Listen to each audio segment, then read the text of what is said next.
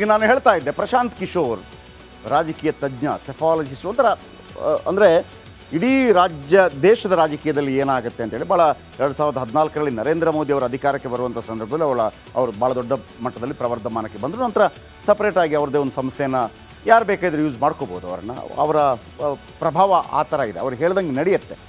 Even 5 ಗ್ಯಾರಂಟಿಗಳನ್ನು ಕೊಡಬೇಕು ಅಂತೇಳಿ ಪ್ರಶಾಂತ್ ಕಿಶೋರ್ ಅವರ ಜೊತೆ ಕೆಲಸ ಮಾಡ್ತಾ ಇದ್ದವರೇ, ಏನು ಕನಿಗೋಲು ಅಂತ ನಾವೇನು ಕರಿತೀವಿ, ಅವರೇ ಬಂದು ಮಾಡಿದ್ದು ಅಂಥೇಳಿ. ಸೊ ಹಾಗಾಗಿ ಅವ್ರಿಗೊಂದು ಮಾನ್ಯತೆ ಇದೆ.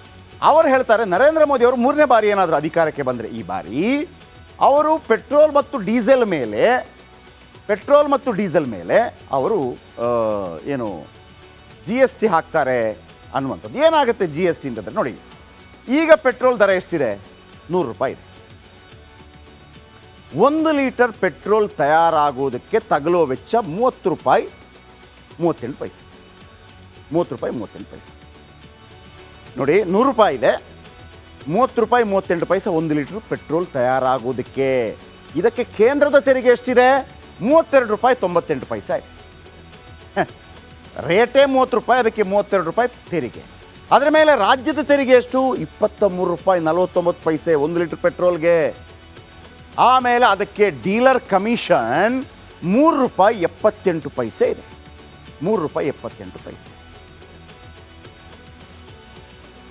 ಆಮೇಲೆ ಸಾಗಣೆ ವೆಚ್ಚ 20 ಪೈಸೆ.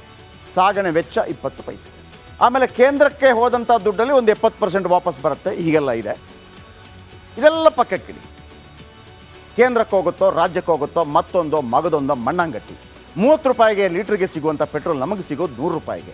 ಯಾವನಿಗೆ ಬೇಕ್ರಿ ಈ ಪರಿಸ್ಥಿತಿ? ಯಾಕೆ ವೆರಿ ಇಂಪಾರ್ಟೆಂಟ್ ಅಂತಂದರೆ, ಪ್ರತಿಯೊಬ್ಬರು ಕೂಡ ಪೆಟ್ರೋಲ್ ಕಡಿಮೆ ಮಾಡ್ತೀವಿ ಅಂತ ಇದೇ ಕೇಂದ್ರ ಏನು BJP ಗೌರ್ಮೆಂಟ್ ಕೂಡ ಹೇಳಿತ್ತು. ಈಗ ಕಾಂಗ್ರೆಸ್ ಕೂಡ ಅದನ್ನೇ ಆರೋಪವನ್ನು ಮಾಡ್ತಾ ಇದೆ. ಎಲ್ಲ ಪಕ್ಕಕ್ಕಿಡಿ. GSTಗೆ ತಂದರೆ ಏನಾಗುತ್ತೆ? GST ಲಾಗು ಆದರೆ ನಿಮಗೆ 1 ಲೀಟರ್ ಪೆಟ್ರೋಲ್ 46 ರೂಪಾಯಿ ಮತ್ತು 13 ಪೈಸೆ ಮತ್ತು GST ಅದರ ಮೇಲೆ 46 ರೂಪಾಯಿ ಮೇಲೆ, ಅಂದರೆ 13 ಪೈಸೆ ಕಿತ್ತಾಕಿ, ನಿಮಗೆ ಒಂದು ಐಡಿಯಾ ಬರಲ್ಲ. 46 ರೂಪಾಯಿಗೆ ನೀವೇನು ಮಾಡ್ತೀರಿ? GST ಹಾಕ್ತೀರಿ. ಎಷ್ಟು ಹಾಕ್ಬೋದು ಗೊತ್ತಿಲ್ಲ. ಹೈಯೆಸ್ಟ್ GST ನಮ್ಮಲ್ಲಿ ಎಷ್ಟಿರೋದು? 28%. ನೀವು 46 ರೂಪಾಯಿಗೆ 28% ಹಾಕಿದರೆ, ನಾನು ಒಂದು ಫಾರ್ ಎಕ್ಸಾಂಪಲ್ ಹೇಳ್ತಾ ಇದ್ದೀನಿ, 100 ರೂಪಾಯಿ ಅಂತಂದರೆ ನೀವು 28% 128 ರೂಪಾಯಿ ಆಗುತ್ತಲ್ವಾ? ಈಗ 46 ರೂಪಾಯಿಗೆ 28% ಅಂದರೆ ಎಷ್ಟು? ನಿಮಗೆ ಒಂದು 14 ರೂಪಾಯಿ ತನಕ ಬರ್ಬೋದು. 46 + 14 ರೂಪಾಯಿ, 46, 50, 60 ರೂಪಾಯಿಗೆ ಸಿಗಬಹುದು ಅಂತ ಅಂದಾಜು ನಾನು ಹೇಳಿದ್ದು. ಅದು 28% ಆಗಿದೆ. 18% ಆಗಿದ್ರೆ ಎಷ್ಟಾಗ್ಬೋದು? 100 ರೂಪಾಯಿ ಪೆಟ್ರೋಲ್ಗೆ 18% ಅಂತಂದರೆ 118 ರೂಪಾಯಿ. ಇಲ್ಲೆಷ್ಟಿರೋದು? 46 ರೂಪಾಯಿ 13 ಪೈಸೆ. ಅದರ ಅರ್ಧದಷ್ಟು ಆಗುತ್ತೆ ಅಷ್ಟೇ. 9 ರೂಪಾಯಿ ಇಟ್ಕೊಳ್ಳಿ. 54 ರೂಪಾಯಿಗೆ ಸಿಗಬಹುದು. ಎಷ್ಟು ಪರ್ಸೆಂಟೇಜ್ ಹಾಕ್ತಾರೆ ಗೊತ್ತಿಲ್ಲ. 5% ಹಾಕ್ಬೋದು, 12% ಹಾಕ್ಬೋದು. ಒಂದಂತೂ ಭಾಳ ಸ್ಪಷ್ಟ, 46 ರೂಪಾಯಿ ಪ್ಲಸ್ ಹೆಚ್ಚಂದರೆ 14 ರೂಪಾಯಿ. ಹೆಚ್ಚಂದರೆ 14 ರೂಪಾಯಿ, 60 ರೂಪಾಯಿಗೆ ನಿಮಗೆ 1 ಲೀಟರ್ ಪೆಟ್ರೋಲ್ ಸಿಗುತ್ತೆ. ಈಗ ಡೀಸೆಲ್ ದರಕ್ಕೆ ಬನ್ನಿ. ಡೀಸೆಲ್ 1 ಲೀಟ್ರಿಗೆ 86 ರೂಪಾಯಿ ಇದೆ. 1 ಲೀಟರ್ ಡೀಸೆಲ್ ತಯಾರಾಗಲು ತಗಲುವ ವೆಚ್ಚ 31 ರೂಪಾಯಿ 3 ಪೈಸೆ. ಕೇಂದ್ರದ ತೆರಿಗೆ 31 ರೂಪಾಯಿ 83 ಪೈಸೆ. ಭಾಳ ಆಶ್ಚರ್ಯ ಇದೆ. 1 ಲೀಟರ್ ಡೀಸೆಲ್ ತಯಾರಾಗೋದಕ್ಕೆ ವೆಚ್ಚವಾಗೋದು 31 ರೂಪಾಯಿ, ಕೇಂದ್ರದ ತೆರಿಗೆ 31 ರೂಪಾಯಿ 83 ಪೈಸೆ, ರಾಜ್ಯದ ತೆರಿಗೆ 16 ರೂಪಾಯಿ 3 ಪೈಸೆ, ಡೀಲರ್ ಕಮಿಷನ್ 3 ರೂಪಾಯಿ 67 ಪೈಸೆ, ಸಾಗಣೆ ವೆಚ್ಚ 20 ಪೈಸೆ. ಈಗ ಇಷ್ಟೆಲ್ಲ ಆಗಿ GST ಲಾಗು ಆದರೆ 86 ರೂಪಾಯಿಯ ಡೀಸೆಲ್ ಎಷ್ಟಕ್ಕೆ ಸಿಗ್ಬೋದು? 38 ರೂಪಾಯಿಗೆ ಸಿಗುತ್ತೆ ಪ್ಲಸ್ GST. 18% ತಿಳ್ಕೊಳ್ಳಿ. 18% ಅಂದರೆ GST ಅಂತಂದರೆ ಒಂದು 7 ರೂಪಾಯಿ ಜಾಸ್ತಿ ಆಗ್ಬೋದು, 45 ರೂಪಾಯಿ. 28% ಆದರೆ ಎಷ್ಟು? 14 ರೂಪಾಯಿ ಜಾಸ್ತಿ ಆಗ್ಬೋದು. 14 ಆಗಲ್ಲ, ಒಂದು 12 ರೂಪಾಯಿ ಜಾಸ್ತಿ ಆಗುತ್ತೆ. 40, 50 ರೂಪಾಯಿ. ಇಷ್ಟಕ್ಕೆ ಮಾಡಬಹುದಂತೆ ನರೇಂದ್ರ ಮೋದಿ ಅವರು. ಇದನ್ನು ಯಾರು ಹೇಳ್ತಿರೋದು? ಪ್ರಶಾಂತ್ ಕಿಶೋರ್ ಅವರು ಹೇಳ್ತಾ ಇರೋದು. BJP ಅವರು ಹೇಳ್ತಾ ಇರೋದಲ್ಲ. BJP ಅವರು ಹೇಳಿದರೆ ಸುಮ್ಮನೆ ಹೇಳ್ತಾ ಇದ್ದಾರೆ ಅಂತ ಹೇಳ್ಬೋದು, ರಾಜಕೀಯ ಲೆಕ್ಕಾಚಾರ ಅಂತ ಅಲ್ಲ.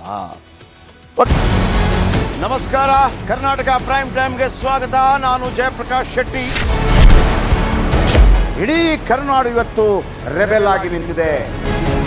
ಈ ಹಗರಣಗಳನ್ನು ಸದನದಲ್ಲಿ ಪ್ರಸ್ತಾಪ ಮಾಡಲು ಕೂಡ ಕಾಂಗ್ರೆಸ್ ಹಿಂದೇಟು ಹಾಕಿದ್ದೇಕೆ? ನಿಮ್ಗೆ ಸಂಬಳ ಅದಕ್ಕೆ, ನಿಮಗೆ ವಾಹನ ಅದಕ್ಕೆ, ನಿಮಗೆ ವೆಪನ್ ಅದಕ್ಕೆ, ನೀವು ಅದನ್ನು ಸೆರೆ ಹಿಡಿಬೇಕಾಗಿತ್ತು. ನೀವು ವಿದ್ಯುತ್ ಬರ ಇದೆ ಅಂತ ಹೇಳ್ತಾ ಇದ್ದೀರಿ, ಎಲ್ಲಿ ಬರ ಇದೆ ನೀವು ಹೇಳಬೇಕು. ಪಾಕಿಸ್ತಾನ್ ಆಕ್ಯುಪೈಡ್ ಕಾಶ್ಮೀರ್ ಅದು ಎಂದೆಂದಿಗೂ ನಮ್ಮದು. 40 ಮೆಷಿನ್ಗಳು ತಂದಿತ್ತು ನೋಟ್ ಎಣಿಸುವುದಕ್ಕೆ, ಅದೇ ಹಾಳಾಯಿತು. ಮಥುರಾದ ಗಲಾಟೆ ಇದೆಯಲ್ಲ, ಅದು ಸ್ಥಳೀಯವಾಗಿ ಕೂತು ಪರಿಹರಿಸಬಹುದಾದಂಥ ಕಾನೂನಿದೆ. ಗ್ಯಾರಂಟಿ ಯೋಜನೆಯಿಂದ ನಷ್ಟ ಆಗಿದೆ, ಲಾಭ ಆಗಿದೆ, ದಯವಿಟ್ಟು ಹೇಳಿ. Dawood Ibrahim most wanted criminal ಯಾವಾಗಾದ ಅಂದರೆ ಇಲ್ಲಿ ತನಕ ಭಾರತ ದೇಶದಲ್ಲಿ ಓರ್ವ ದಲಿತ ಪ್ರಧಾನಿಯಾದಂಥ ಇತಿಹಾಸವೇ ಇಲ್ಲ. ರಿಪಬ್ಲಿಕ್ ವರ್ಲ್ಡ್ ಆಪ್ ಇದು ಕೇವಲ ಅಪ್ಲಿಕೇಶನ್ ಅಲ್ಲ, ಸಮಗ್ರ ಸುದ್ದಿಗಳ ಸಂಪರ್ಕ ಮಾರ್ಗಕ್ಕೆ ಕ್ರಾಂತಿಕಾರಿ ಬದಲಾವಣೆ. ರಿಪಬ್ಲಿಕ್ ವರ್ಲ್ಡ್ ಆಪ್ ಕೇವಲ ಸುದ್ದಿ ಅಪ್ಲಿಕೇಶನ್ ಅನ್ನ ಪರಿಚಯ ಮಾಡ್ತಾ ಇಲ್ಲ, ಬದಲಾಗಿ ಡಿಜಿಟಲ್ ಸುದ್ದಿ ಬಳಕೆಯ ಹೊಸ ಯುಗಕ್ಕೆ ನಾಂದಿ ಹಾಡ್ತಾ ಇದೆ. ಇದೊಂದು ಬ್ರೇಕಿಂಗ್ ನ್ಯೂಸ್, ಪ್ರಭಾವಶಾಲಿ ಕಾರ್ಯಕ್ರಮಗಳಿಗೆ ಗಟ್ಟಿಯಾದ ವೇದಿಕೆ. ರಿಪಬ್ಲಿಕ್ ವರ್ಲ್ಡ್ ಅಪ್ಲಿಕೇಶನ್ ಈಗ ಲೈವ್ ಆಗಿದೆ. ಗೂಗಲ್ ಪ್ಲೇಸ್ಟೋರ್ ಮತ್ತು ಆಪಲ್ ಆಪ್ ಸ್ಟೋರ್ ಎರಡರಲ್ಲೂ ಲಭ್ಯವಿದೆ. ಈಗಲೇ ಡೌನ್ಲೋಡ್ ಮಾಡಿ.